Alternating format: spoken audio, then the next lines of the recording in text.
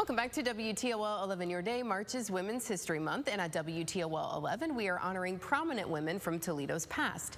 This week, our Jensen Strock takes a look at the life of Florence Scott Libbey.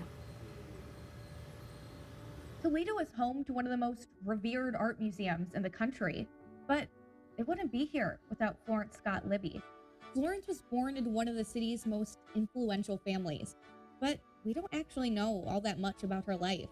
And that's really all by design.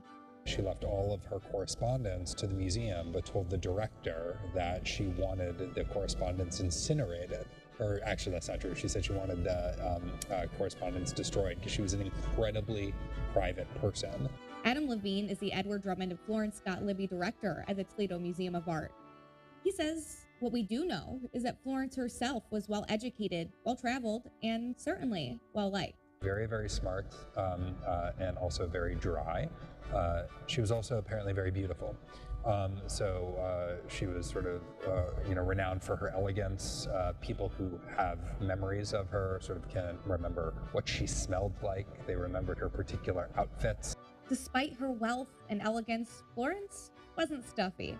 She was a cat lady. She loved cats. And apparently she had the most realistic cat purr of anybody. There's a story of her in Switzerland where she was sort of standing in front of a statue of a lion and she purred at it, and 3 cats emerged out of nowhere and started walking towards her because her purr was, those are the types of human stories.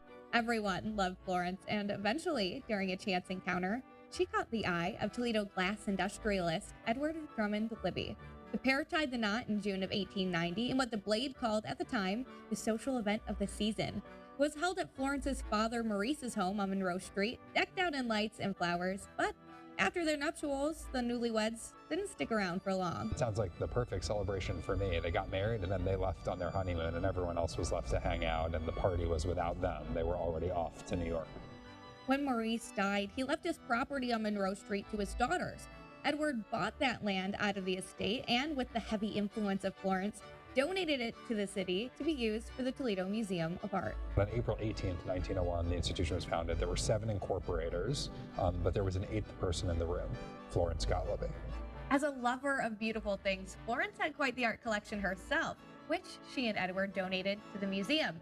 It included things like ceramics, famous paintings, and even antiquities from her multiple trips to Egypt. When Edward Drummond Libbey died in 1925, Florence surrendered her life interest in his estate.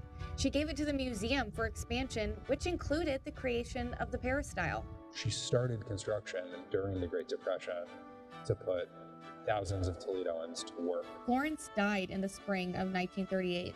In a touching obituary from the Museum News, writers described her as modest, with a rare sense of humor, who never failed in courage.